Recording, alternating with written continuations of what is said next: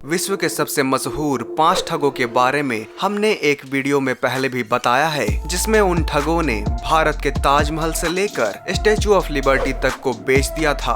वैसे ही हम आज इस वीडियो में भी जानेंगे दुनिया के 5 सबसे शातिर ठगों के बारे में। किसी ने नकली हस्ताक्षर करके बैंकों को ठगा, तो किसी ने अपने देश की नोट छापने वाली मशीन को भी बेचा, किसी ने तो फिल्म के नकली डायरेक्टर प्रोड्यूसर बन के कई लोगों को ठगा। तो चलिए जानते हैं उन 5 कॉनमैन्स के बारे में आगे, तो इस वीडियो के अंत तक जरूर बने रहें। पहला है सोपी स्मिथ। इनका नाम ठगों के सरताज में गिना जाता है। इसने ठगी के माध्यम से आम जनता से खूब धन ऐंठे और पुलिस के साथ ही राजनीतिज्ञों को खिलाया ताकि वो बचा रहे। उसने इनामी साबुनों की बिक्री पूरे अमेरिका में की और अरबों डॉलर कमाए। उसने अरबों डॉलर की कमाई का बड़ा हिस्सा पॉलिटिकल लोगों को हैंडल करने और पुलिस से बचने में लगाया और पूरी जिंदगी कमाई करता रहा। साबुनों की बिक्री के लिए उसने पूरे अमेरिका में सैलून, जुए घर और बोली घर बनाए और अमेरिका को ठगता रहा।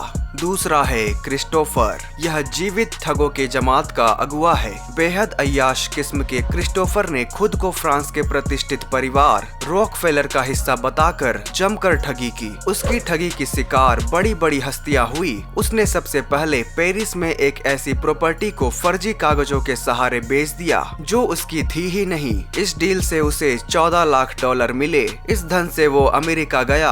अमेरिका में इसने खुद को फिल्म प्रोड्यूसर, पूर्व बॉक्सिंग चैंपियन और व्यापारी बताया। इसके दम पर उसने कई बड़े कलाकारों से परिचय बनाया और एक बड़े मॉडल से शादी की। ये कई बड़े बड़े हस्तियों को अपना शिकार बनाते रहे और हॉलीवुड के जाने माने actor Jean Claude Van Damme को अपनी फिल्म का प्रोड्यूसर बनाने के लिए भी मना लिया। इसकी सबसे खास बात ये रही कि ये हर 6 महीने में किसी बड़े मॉडल से शादी जरूर करता था, जिससे उसे और भी लोगों से ठगी करने का एक अवसर मिल जाता था। क्रिस्टोफर को न्यूयॉर्क पुलिस ने मार्च 2002 में गिरफ्तार किया, जहां कोर्ट ने उसे 90 लाख डॉलर के फाइन के साथ 5 साल कैद की सजा सुनाई। बाद में स्विट्जरलैंड सरकार ने क्रिस्टोफर पर गहनों की चोरी के आरोप में साल 2016 तक देश में घुसने से प्रतिबंधित कर दिया। कहा जाता है कि क्रिस्टोफर ने अपने पूरे जीवन में 4 करोड़ डॉलर की ठगी की और पूरा जीवन ऐश के साथ बिताया। तीसरा है फ्रैंक एबग्लेन। इनकी एक ही पंच लाइन थी,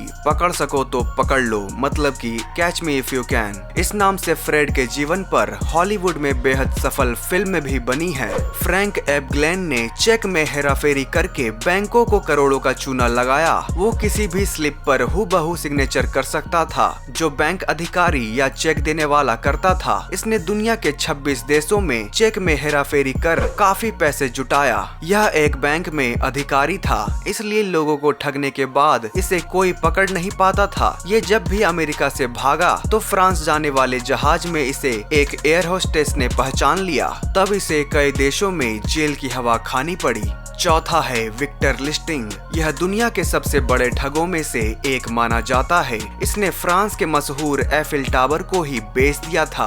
1890 में चेकोस्लोवाकिया में पैदा हुआ विक्टर बेहद ही शातिर था और इसे कई भाषाओं का अच्छा ज्ञान भी था। इसके दम पर वो विदेशी पर्यटकों को ठगा करता था। विक्टर कितना शातिर था, इसे इसी बात से समझा जा सकता है कि इसने पहली बार नोट छापने वाली मशीन बेची थी। जी हाँ, विक्टर लिस्टिंग ने एक व्यक्ति को यह कहकर एक मशीन बेची कि यह 100 डॉलर के नोट छापती है। विक्टर ने उस व्यक्ति को यह मशीन 30,000 डॉलर में बेची, पर उस मशीन से 100 डॉलर के सिर्फ 3 नोट निकले और उसके बाद सादे कागज। तब जाकर खरीदार को समझ आया कि वो ठगा जा चुका है। 1925 में उसने एक बार अखबार में पढ़ा कि एफिल टावर की मरम्मत की जानी है। उसने सरकारी अधिकारी बनकर 6 बड़े कबाड़ व्यवसायों से संपर्क किया। उनमें से एक को इस शर्त पर एफिल टावर बेच दिया कि वो इसे ट्रेन से ऑस्ट्रिया ले जाएगा। विक्टर ने फ्रांस के बड़े गैंगस्टर अल कोपेन से 40,000 डॉलर स्टॉक डील में इन्वेस्ट कराए।